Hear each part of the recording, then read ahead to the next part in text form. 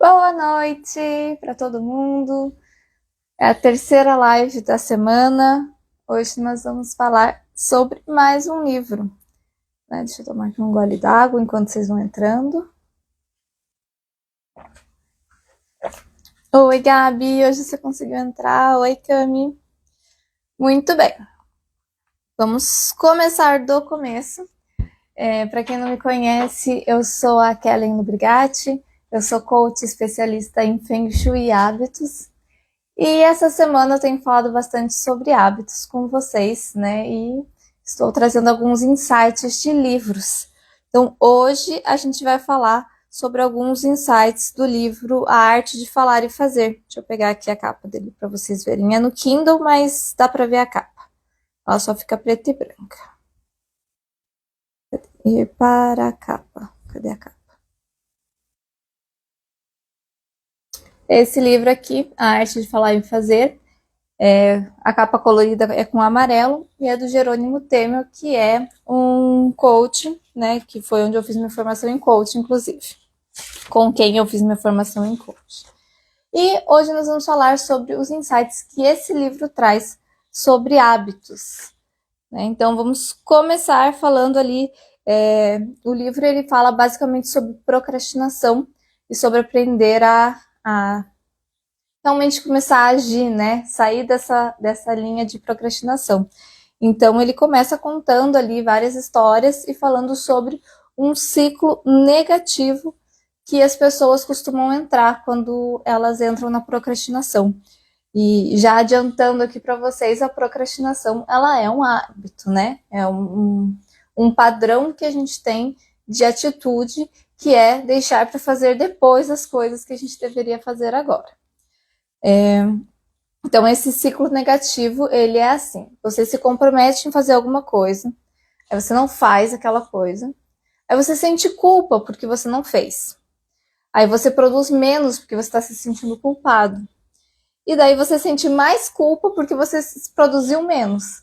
E quando você sente mais culpa, você produz menos ainda. E você entra nessa espiral descendente e acaba fazendo cada vez menos, ao invés de fazer mais.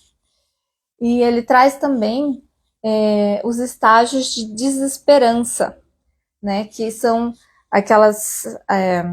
Quando a gente começa a parar de acreditar em nós mesmos, né?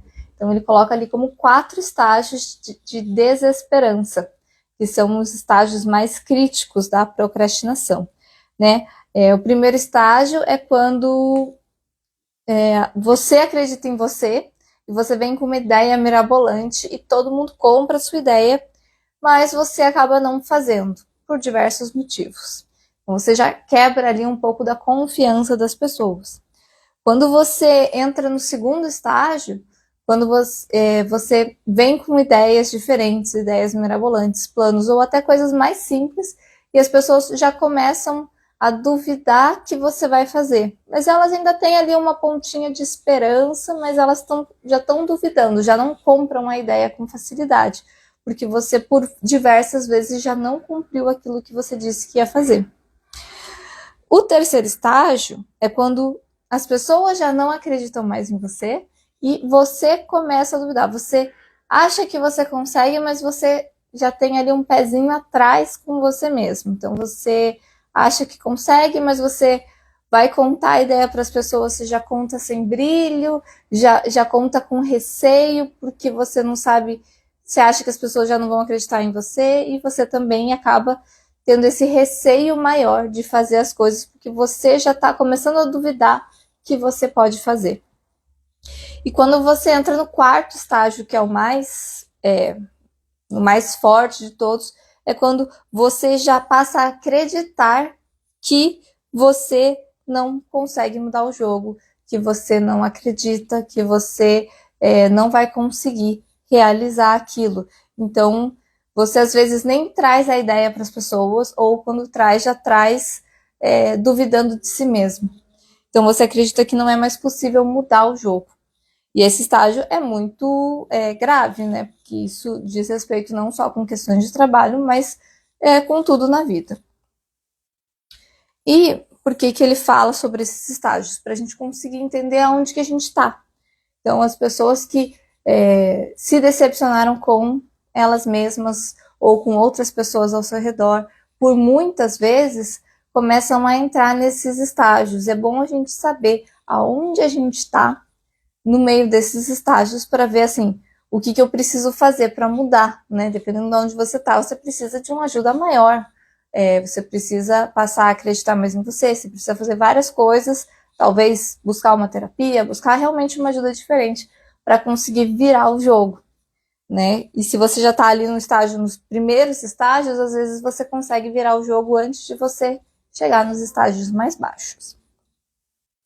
E por que isso tudo tem a ver com hábitos? Porque procrastinar é um hábito, né? A gente cria esse hábito de ir deixando para depois e trocando as coisas que a gente realmente precisa fazer pelas coisas que são mais simples, mais fáceis ou que dão um pouco mais de prazer momentâneo. Isso vem da nossa evolução, né? Essa ideia de procrastinar. Por quê? O nosso cérebro, ele é um órgão, assim, relativamente grande, né? Então, ele é 3 vezes maior do que de outros primatas, né? E ele gasta muita energia, ele demanda muita energia. Então, enquanto o cérebro do gorila gasta em torno de 8% da energia dele... Opa, já tinha o microfone, né? Deve ter feito barulho. O nosso cérebro, ele gasta 25% da energia. Então pensa aqui, ó, no tamanho do nosso corpo, o tamanho do nosso cérebro, e só ele, para ele se manter, para ele ter as funções, para ele realmente conseguir trabalhar da maneira correta, ele gasta 25% da nossa energia. Então é muita coisa, né? E o que acontece? Para o corpo se manter, a nossa programação aí de genética e tudo mais é feita para economizar energia. E eu já falei isso antes para vocês, mas os hábitos, eles são uma maneira do nosso corpo economizar energia, né? Isso vem da nossa evolução. Então é como se o nosso cérebro do passado nos fizesse entrar nesse ciclo de fazer as coisas mais fáceis e gastar menos energia para sobreviver.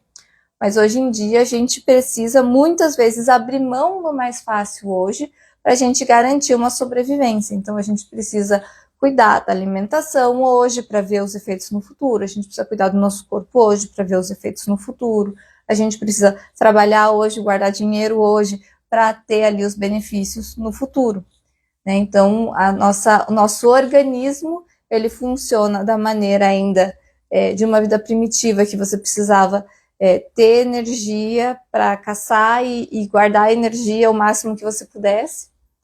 E hoje a gente tem tudo ali à mão e precisa guardar precisa usar essa energia de um jeito mais pensado, mais específico, mais calculado, para a gente ter energia no futuro, outros tipos de energia no futuro, né? Então a gente trabalha hoje em prol de quem a gente vai ser, de quem a gente quer ser, de como a gente quer viver no futuro. E a gente fica nessa dualidade do que a nossa genética está falando ali e o que o nosso corpo fala. E o que o nosso corpo fala, o que a gente precisa fazer.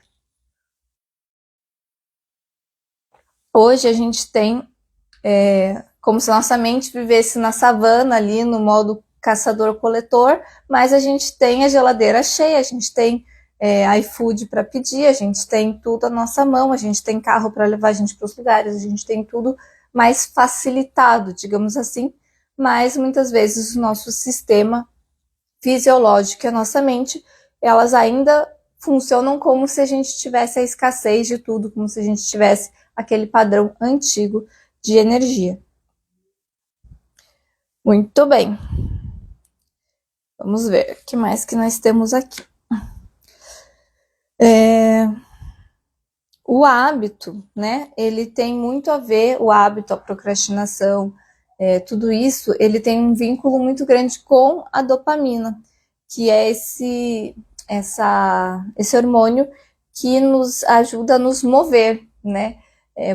Por muito tempo a dopamina foi vinculada ao hormônio do prazer, mas na verdade hoje em dia a gente sabe que a dopamina ela é o hormônio que faz a gente ir em busca do prazer, faz a gente ir atrás de conquistar algo, faz a gente ir atrás de realizar uma atividade que vai nos trazer prazer. Então, quando a gente vê estudos sobre o efeito da dopamina, a gente vê que existe uma liberação de dopamina grande quando você tem aquela antecipação daquilo que você vai ganhar quando você realiza algo. Né? Então, o que isso quer dizer? Os hábitos que a gente tem hoje em dia que geram esse prazer momentâneo e tudo mais, o mais simples, né, o mais fácil de entender hoje é o hábito de ver videozinhos rápidos no celular. Então, quando você está ali vendo videozinhos rápidos no celular, qual que é o que gera essa dopamina rápida ali? É exatamente a expectativa do que vai vir no próximo vídeo. Então, você começa a ver um vídeo, você não chega a terminar de ver aquele vídeo, se aquele vídeo não te contentou, você já passa para o próximo. E o que gera dopamina não é exatamente o que vai trazer o próximo vídeo, mas é essa expectativa do que será o próximo vídeo. E você fica nessa expectativa eterna, uma atrás da outra. Né? Então, existem estudos falando que o nosso foco, ele muda a cada 40 segundos. Então, se a gente não cuidar, se a gente não estiver atento, a gente perde o foco a cada 40 segundos. 40 segundos é muito rápido. E já existem estudos mostrando que esse tempo de foco reduz para 35 segundos em média, quando a gente tem ali do lado, ou aberto no computador ou no celular do lado, os aplicativos de bate-papo, como o WhatsApp, o Teams, que é usado para trabalho. Então, quando você tem ali, você acaba desfocando muito mais rápido, porque você tem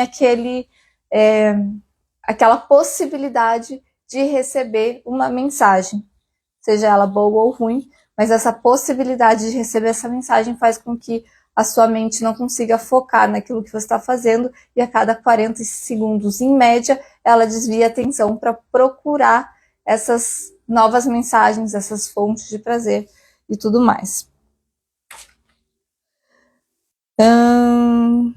Vamos ver o que mais. Uma coisa interessante é que o sistema, os vícios, né? Tanto os vícios esses de dopamina como esses digitais que a gente tem hoje em dia, quanto os vícios de drogas ilícitas, eles atuam no cérebro da mesma forma que os hábitos, só que com uma intensidade maior, porque normalmente eles mexem diretamente na parte neuroquímica mesmo do cérebro. Né? Então, a gente começa com doses pequenas, e daí o corpo acostuma com aquela dose pequena de dopamina e vai atrás de mais. E daí você vai aumentando a dose. O que a gente precisa aprender a fazer é usar isso com os hábitos. Só que os hábitos, eles não têm essa descarga neuroquímica de dopamina. Os hábitos, a gente tem que fazer a nossa mente entender os benefícios daquilo que a gente está querendo criar com aquele hábito. Né? Isso é um pouco mais complicado, um pouco menos direto do que uma droga ilícita ali, que tem realmente o disparo neuroquímico na nossa mente. Então, a gente precisa cuidar dessa inundação que a gente tem de dopamina hoje em dia. Né? Porque quando a gente tem esse acesso muito grande à dopamina, isso faz com que a gente só queira buscar essas fontes fáceis de dopamina e fique mais difícil a gente buscar as fontes de dopamina que dão mais trabalho, digamos assim, que são os hábitos de longo prazo, exercício físico, que o resultado, né, a chegada ali da dopamina, muitas vezes ela é um pouco mais lenta do que esses outros hábitos mais simples, mais rápidos, mais fáceis, que são imediatos. É muito fácil a gente se perceber por às vezes 2 horas, só vendo videozinho na internet, passando de um para o outro, e você vê vídeos por menos de 30 segundos, e os vídeos são muito curtos, mas você passa, e quando você vê, passou 1, 2 horas que você não fez nada, só ficou ali passando o dedo nos vídeos.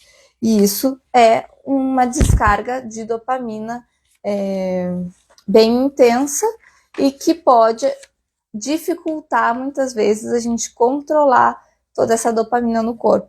Então existem pessoas que falam e fazem algo que eles chamam de jejum de dopamina, que é cuidar dessas fontes de dopamina, cuidar para a hora que você acessa esses conteúdos, esses materiais, esses aplicativos que te dão essa dopamina rápida, e diminuir eles e usar eles de forma intencional e não simplesmente deixar eles dominarem a gente ali e a gente perder o tempo, perder a noção do tempo com eles.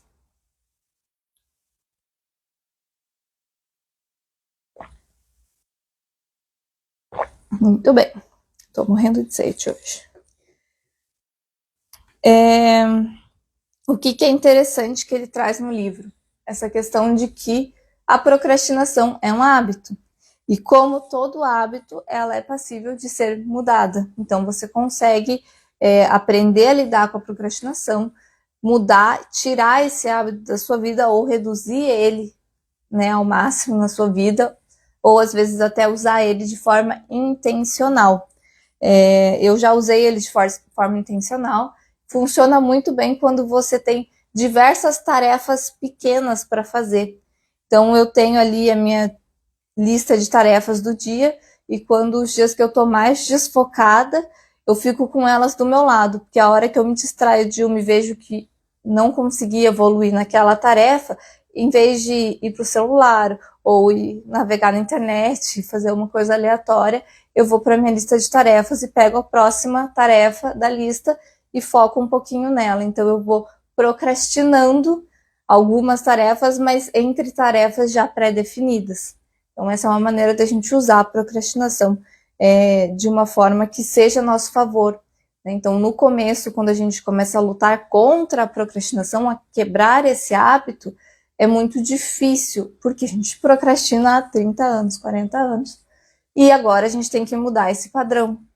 E como mudar esse padrão é uma coisa mais difícil e normalmente é um ato irracional, né? A gente não é chega a ser consciente, mas não é racional. A gente não escolhe, vou não fazer isso que eu tenho que fazer para fazer outra coisa. A gente simplesmente desfoca de uma coisa e passa para outra atividade.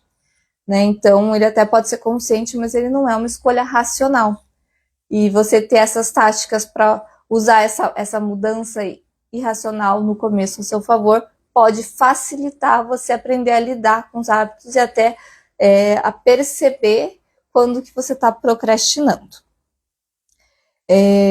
Ele traz ali no livro essa questão dos pequenos passos, né? Então, ontem eu falei um pouco sobre essa ideia de pequenos passinhos e no trilhar todo a gente trabalha em cima dessa metodologia que vem principalmente do livro Hábitos Atômicos, que são pequenos hábitos que a gente muda e que vão crescendo na nossa rotina e aumentando aos poucos e evoluindo aos poucos para que seja mais fácil de adquirir os hábitos.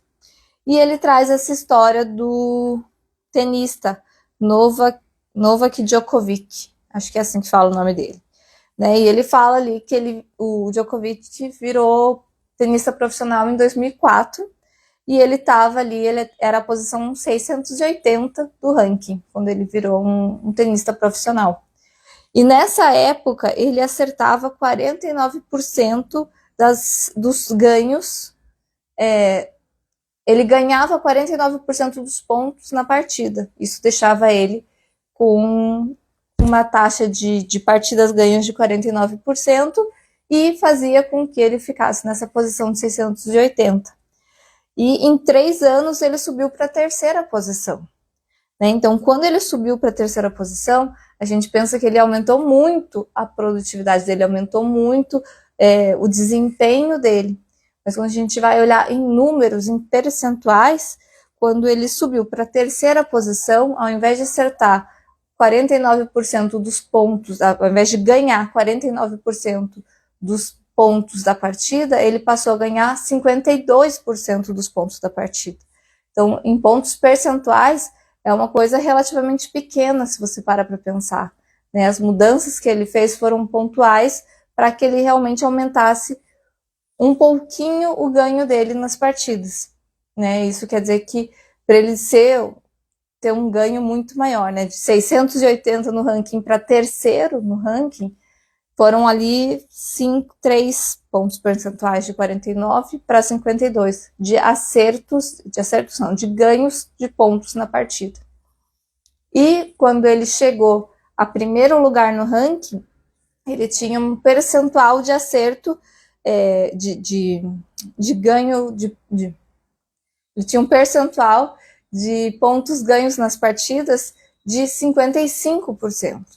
Quando a gente olha ali, você pensa assim, não, para ele ser o melhor tenista do mundo, ele tem que ganhar 90% dos pontos das partidas. Não, ele ganha 90% das partidas, acertando 55, ganhando 55% dos pontos de cada partida, ganha, né? Então, você vê que o percentual, essas pequenas mudanças, esses pequenos ganhos que ele teve, fizeram uma diferença muito grande em tirar ele da posição 680 em 2004, 7 anos, colocar ele na primeira posição como tenista. Então, para reforçar que muitas vezes a gente fica tentando ter o 100%, ser o perfeito, mais perfeito possível, e a gente acaba não chegando em lugar nenhum. E se a gente focar em pequenos passos que a gente consegue de fato controlar, que a gente consegue de fato melhorar no nosso dia a dia, isso faz com que a gente tenha ganhos às vezes muito maiores do que a gente pode imaginar. E às vezes a gente fica presa naquela busca da perfeição e acaba só se movimentando e não agindo de fato em busca daquilo que a gente quer alcançar. Ele fala também uma questão da gente cuidar dos níveis de energia, né? Como que a gente cuida dos nossos níveis de energia, né? A gente precisa estar com um nível de energia físico mesmo do corpo e com um nível de energia de motivação. Esses são os 2 principais níveis de energia quando a gente fala de hábitos, de agir, de mudar tudo isso. A gente precisa se manter hidratado, né? Ele traz ali no livro que apenas 2%, não, você estar desidratado em apenas 2% prejudica o desempenho em tarefas que exigem atenção, habilidades psicomotoras, atividades de memória imediata e avaliação de estado subjetivo. Então, assim, você estar desidratado em 2% é muito pouco. A maioria das pessoas deve ter esse nível de desidratação como cotidiano, como rotina. A Gabi falou que estava fazendo isso direto. Buscar o perfeccionismo ao invés de completar as atividades, né, Gabi? Eu faço muito isso. Tenho buscado melhorar. Essas lives aqui são um pontapé para isso, né? Porque elas não estão perfeitas, né? Eu estou buscando aprender enquanto eu faço com vocês aqui, né? Falar de livros e tudo mais. Eu queria falar o livro inteiro, mas eu sei que não dá, né? Então eu peguei alguns pontos, mas é bem isso. Então a gente começar a agir faz com que a gente consiga evoluir muito mais na prática do que ficar buscando perfeccionismo antes de agir, né? Então tem que estar perfeito para eu fazer. Não, você tem que fazer e praticar muitas vezes para chegar mais perto da perfeição. E nunca vai estar perfeito, porque a gente sempre pode evoluir, né? Então a perfeição é lá aquele farol que a gente busca eternamente lá longe, né, no nosso ponto ali de referência, mas a gente vai sempre ter como evoluir, sempre tem que buscar maneiras de evolução. Então, para cuidar da nossa energia, primeiro ponto, estar hidratado. Eu estou sempre com a minha água aqui, né? Então, vocês podem ver, estar hidratado. Daí tem vários hacks para você se manter hidratado. Ter uma garrafinha sempre com você, usar um copo bonito, Colocar alarme no computador, usar aplicativos. Tem aplicativos que apitam na hora que você precisa tomar água. Calcular de fato o tanto de água que você precisa para o seu organismo. Então, são todas questões ali que a gente pode usar para melhorar a hidratação. Outro ponto que a gente tem que cuidar da energia é o nosso sono, né? A fadiga mental faz com que a gente aumente a nossa percepção da dificuldade das atividades. Então, quando a gente está com fadiga mental, quando a gente está com um sono prejudicado, a gente tende a achar que uma tarefa pequenininha é bem maior. Isso faz com que a gente procrastine mais, com que a gente fuja da atividade, com que a gente gaste muito mais tempo fazendo essas atividades. E isso vale para o hábito também, né? Então, quero aplicar um hábito novo, mas eu dormi mal a semana inteira, né? A energia que você tem para ter esse esforço cognitivo para começar uma atividade nova, para começar algo novo, é muito desgastante quando você está com a sua energia, com o seu sono desgastado, né? Tudo parece grande. Para mim essa parte é pior, dormir bem. Você tem ainda neném pequeno em casa, né, Gabi? E com neném pequeno, de fato, é um período que eu acredito que tem que lidar com isso e pronto, não tem muita opção, né? Então, cuidar do sono. Outra coisa que afeta diretamente a nossa energia é decisões, né? Decidir cansa, né? Então, ter um excesso de decisões ao longo do dia leva a uma sobrecarga cognitiva que aumenta nossas margens de erro, né? Então, tomar decisões, muitas decisões ao longo do dia, faz com que no final do dia você não consiga mais tomar decisões bem, não consiga raciocinar com clareza, não consiga, como se a gente tivesse ali um limite de decisões. Eu tenho 20 decisões para tomar no dia. Se você gasta as 20 decisões logo de manhã, o resto do dia, as suas decisões vão ser todas mais vai ser mais cansativo de você fazer, e a chance de você tomar uma decisão que não era a melhor acaba sendo muito maior, tá? Como que a gente pode cuidar dessa parte das decisões? Para algumas coisas que você quer mudar no seu dia, você pode tomar decisões. Você decide uma vez no mercado que você não vai comprar o seu chocolate. E daí, quando você está em casa, você não precisa decidir se você vai comer o chocolate ou não. Não tem chocolate, você não vai comer chocolate. Pronto, acabou. É simples assim. Não é fácil, tá? É simples. Eu sei que não é fácil. Principalmente quando a gente vai no mercado com fome, né? Então, outra decisão boa para tomar, não vá no mercado com fome, porque você vai acabar cedendo e comprando aquilo que você não deveria e vai aumentar esse seu dilema ao longo do dia, ao longo da semana, né? Ele dá o exemplo no livro do docinho que vem com o café, né? Então, quando você vai numa cafeteria e tal, às vezes vem aquele docinho junto com o café. E se você decide não vou comer o docinho, você vai tomar o café. Toda vez que você vai pegar a xícara do café, você olha o docinho. Parece que não, mas cada vez que você olha o docinho, você tem que decidir de novo que você não vai comer aquele docinho. Então você pode pedir para o garçom trazer sem o docinho, ou para o garçom levar o docinho embora quando ele trouxe o café. Fala assim, ó, não quero docinho, você tira ele daqui. Por quê? Porque daí você não precisa ficar decidindo não comer aquele docinho toda vez que você vai pegar a xicrinha de café.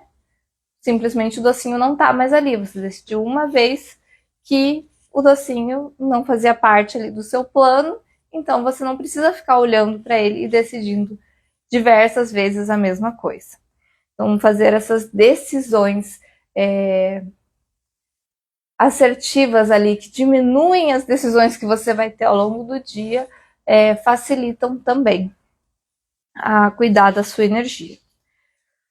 E tem mais um ponto de energia, que eu deixei para falar depois, porque ele é um pouco mais complexo, que é a questão da barra de energia, né? Quando a gente vai falar na energia pessoal, cada pessoa é de um jeito. Então, vai ter as pessoas que vão ter uma energia mais forte de manhã cedo, vai ter pessoas que vão ter energia mais forte no meio da tarde, no final da tarde, algumas mais pro final, pertinho da noite, né? E o que é isso, né? Existe um estudo que baseado ali no ciclo circadiano, que divide as pessoas em alguns tipos que a gente chama de cronotipos, né? E são as pessoas, como o seu sistema cronológico ali, seu relógio biológico funciona. E existem diversos tipos, né? As pessoas, assim, a tendência do ser humano é acordar próximo ao nascer do sol e ir deitar próximo, né? Começar a desligar as atividades do corpo próximo do pôr do sol. Essa é a tendência natural. Então, se você for acampar no meio do mato sem energia elétrica, sem toda essa inundação de luz e de influências que a gente tem hoje, a sua tendência vai ser entrar nesse ciclo circadiano normal, né? E não é só questão do sono, né? O nosso corpo ele tem de fato sensores biológicos que ativam ao amanhecer e ativam como se fosse um reloginho mesmo e começam uma produção de hormônios específicos da manhã e ao cair da noite ele troca os hormônios que ele vai produzindo e esse ciclo dos hormônios da noite começam mais tarde e eles fecham o ciclo de 24 horas e pela manhã eles começam de novo. Vamos lá. Aqui em casa eu tenho muita energia bem cedinho até o almoço, já meu marido tem mais energia à noite. Então, provavelmente, vocês têm cronotipos diferentes, Gabi. Então, vou falar aqui bem pouquinho dos cronotipos, tá? Porque eles são 4 tipos. Então, o matutino são as pessoas que tendem a dormir mais cedo e acordar mais cedo. Então, são as pessoas que acordam muito próximo do horário ali do nascer do sol, naturalmente. Então, lá pelas 6 da manhã, né? Digamos assim. E essas pessoas tendem a ter mais energia pela manhã. O vespertino é aquele que tende a dormir um pouco mais tarde e acordar naturalmente um pouco mais tarde. Um adendo aqui, né, um parênteses. Não existe ser humano noturno, gente. Noturno é, por exemplo, os gatos que têm visão noturna, que enxergam à noite, que são realmente noturnos. O ser humano não foi feito para ser noturno, né? O ser humano foi feito para funcionar durante o dia e dormir durante a noite. Então, os vespertinos tendem a dormir em torno de 2, 3 horas mais tarde e acordar em torno de 2, 3 horas mais tarde. Então, ao invés de acordar às 6, vai acordar lá pelas 8, no máximo 9. E essas pessoas, elas têm mais energia durante a tarde, né? Mais pro final da tarde, assim.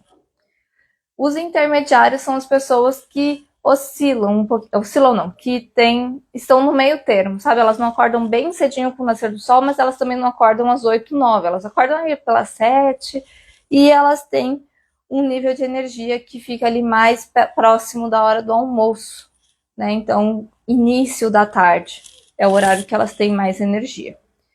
E existe também, nesse livro ele traz essa questão do cronotipo que são os bimodais, que são pessoas que tendem a acordar mais cedo, mas por algum motivo elas têm 2 picos de energia ao longo do dia, uma mais intensa no início da manhã e outra no fim da tarde. Então tem essas pessoas que têm esses 2 picos de energia, que são os bimodais. Eles tendem a também dormir cedo e acordar cedo, mas com 2 picos de energia. E por que isso é importante para os hábitos? Quando a gente tem uma tarefa muito grande, quando a gente tem um hábito novo, quando a gente tem algo que a gente quer trazer e precisa desse esforço cognitivo maior, é importante a gente entender como que funciona a nossa energia. Por quê? Vai ser muito mais fácil a gente colocar esse hábito novo nesse momento que a energia está mais alta, quando a gente está com uma energia maior, porque é o momento que a gente realmente tem mais energia para aprender coisas novas, para fazer coisas novas, para lidar com situações novas, para fazer tarefas muito grandes. Me identifiquei com o primeiro aqui, já estou muito cansada. É bem isso mesmo, gata. Os matutinos sofrem para ficar acordado à noite. E os vespertinos são aquelas crianças que desde muito pequenas sofrem para ir para a escola às 7 horas da manhã, porque 7 horas da manhã não é o normal para elas estarem de pé no organismo delas, né? Elas sofrem muito. Então, eu sempre fui a criança que nunca sofri, que sempre acordei cedo e acordava mais cedo ainda quando precisava estudar antes da prova. Acordava 5 para estudar, eu preferia. Eu não conseguia estudar à noite para a prova da manhã seguinte, então eu dormia mais cedo e ao invés de acordar às 6, acordava às 5 para ficar 1 hora ali lendo o material da prova antes de fazer a prova de manhã. E hoje que eu dificilmente uso despertador, o meu horário de acordar natural é um pouco antes ainda do pôr do sol. Do pôr do sol, um pouco antes do nascer do sol. Então eu costumo acordar ali entre 5 e 6 horas, normalmente antes das 5h30. Esse é o meu horário padrão normal. Eu também já meu marido é vespertino, o meu também, Gabi, nós estamos juntos aí. Eu sou dos matutinos, o meu marido também é dos vespertinos. Ele acorda naturalmente mais tarde, né? E a gente aprende a lidar com isso e a gente vê que os picos de energia realmente mudam. Então, a hora que eu tenho muita energia não é a hora que ele tem muita energia. A gente precisa se adaptar. Claro que quem pode se adaptar, né? Se você trabalha no CLT, bate cartão e tudo mais, você acaba tendo que se submeter aos horários que são impostos a você.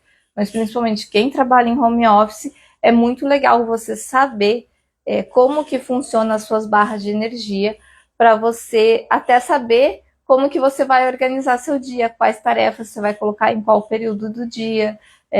Eu normalmente coloco as tarefas maçantes para depois do almoço, que é um horário que eu não funciono, e as coisas que eu tenho que pensar mais, deduzir, analisar, eu coloco para de manhã, que é quando eu tenho bastante energia. Falando disso, tem um último ponto, né, que ele fala ali, que eu deixei por último até, que é um ponto que é de ação, é para vocês fazerem, que é aumentar a sua autoconfiança. Então, cuidar de você mesmo. Né? Então, existe aquela máxima, né, do catolicismo ali, dos cristãos, que é amar ao próximo como a si mesmo. A gente sempre pensa no próximo, mas a gente nunca volta para o si mesmo, né? Então, o que é isso? Quando você falha, quando você tem momentos de dificuldade, tente agir como se fosse o seu amigo, né? Então, ao invés de, no final do dia, putz, não fiz o hábito que eu queria fazer, não fiz a atividade que eu precisava fazer, não fechei a minha lista de tarefas. O que a gente pensa? A gente normalmente, eu não consigo mesmo, eu sou assim, é muito difícil, e começa a se chicotear. E se um amigo seu chegar e falar a mesma coisa, normalmente você acolhe essa pessoa. Não, tá tudo bem, não é todo dia que a gente consegue, amanhã você vai ser melhor e tudo mais. Então a gente tem essa tendência de acolher os outros e sacanear com a gente mesmo. Então, cuidar para a gente começar a se acolher, começar a agir com essa compaixão com a gente mesmo. E com isso a gente também alia a questão de melhorar a nossa confiança em nós mesmos. Né? Então, se a gente é uma pessoa que, quando você é uma pessoa que não consegue, por exemplo, eu quero criar um hábito, mas eu nunca consigo, você precisa começar. A gente sempre pensa em autoconfiança como uma coisa muito etérea, né? Mas ela é muito prática, né? Então, comece a falar que vai fazer algo e fazer algo, né? Esse é o título do livro, inclusive, né? A arte de falar e fazer, porque a gente passou tanto tempo na vida falando e não fazendo, ou a gente se compromete só com os outros. Não, quando eu falo para os outros que eu vou fazer, eu faço. Mas quando o compromisso é comigo mesmo, eu não faço. Então, comece com coisas pequenas, muito pequenas. Por exemplo, ele dá essa dica do 3, 2, 1 agora. Usa esse comando, 3, 2, 1 agora, para começar a fazer sua mente entender que você faz aquilo que você fala. Então, vou dar um exemplo aqui. Vou tomar um gole de água. 3, 2, 1 agora. É muito simples. Mas você tem que fazer. Não adianta falar, vou tomar um gole d'água 3, 2, 1 agora, e daí você olha pro lado e esquece da água. Tem que fazer. Então, a gente precisa, aos poucos, ir melhorando essa confiança na gente mesmo. E começa bem pequenininho mesmo. Ah, vou tomar um copo d'água, tomo um copo d'água. Vou descer de escada, desce de escada. Vou não comprar o doce no mercado, não compro doce no mercado. E começa a falar, até verbalizar coisas que você não verbalizaria, como tomar um copo d'água, por exemplo, para você começar a fazer a sua mente entender que existe esse novo padrão de comportamento, que quando você fala as coisas, você faz. E isso é muito importante, ajuda muito com hábitos novos. Então, quando você. A maioria das pessoas que vai criar hábitos novos, ela peca nisso. Ela se propõe a acordar cedo e sair correr, por exemplo. E daí ela não faz um dia, e daí ela não faz outro, e daí ela se xinga, e daí ela se decepciona, e ela se frustra, e dali a 3, 4 dias ela fala, não, correr não é para mim. Não, eu tentei e não deu certo. Na verdade, você tentou, mas você não tentou. Então, começa de pouquinho para você começar a realmente trazer para sua mente que você tem esse compromisso com você e que os compromissos que você faz com você mesmo são importantes e que você banca eles. Né? Então, comecem pequenininhos e ele traz essa técnica que é do livro, né, que é o 3, 2, 1 agora, que é exatamente para você começar com coisas muito pequenas e ir aumentando ao longo do tempo. Porque, da mesma maneira que para você passar a confiar em alguém, você vai de pouquinho, para você confiar em você também é de pouquinho. Né? Então você não. Ah, acabei de conhecer alguém, sai contando a vida inteira para a pessoa e se trocando confidências.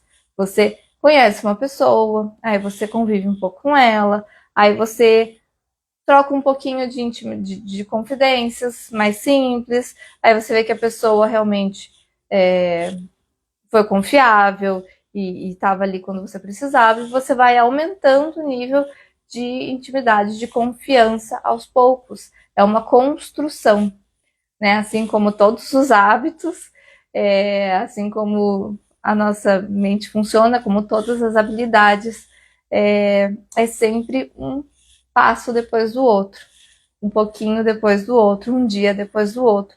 E sim, vão ter dias que a gente vai falhar e vão ter dias que a gente vai aprender com as nossas falhas e vai melhorando um dia depois do outro. Gente, eu falei um monte e queria também aqui deixar um espaço, vamos deixar um pouquinho aqui para ver se vocês têm mais algum comentário, né? Quem quiser acrescentar alguma coisa, não sei se vocês leram esse livro, A Arte de Falar e Fazer, do Jerônimo Temel. É um livro relativamente simples, fácil de fácil leitura, apesar dele trazer muitas questões de base científica, então depois de todos os capítulos ele tem lá todas as referências, mas é um livro de fácil leitura, um livro simples, né, para ler, de fácil entendimento. Também é um livro que eu recomendo. Que bom que você adorou, Gabi. E queria convidar todos vocês para participar do meu grupo de hábitos, né? O Trilhar começa no domingo, dia 9, e vai até o dia 7 de julho.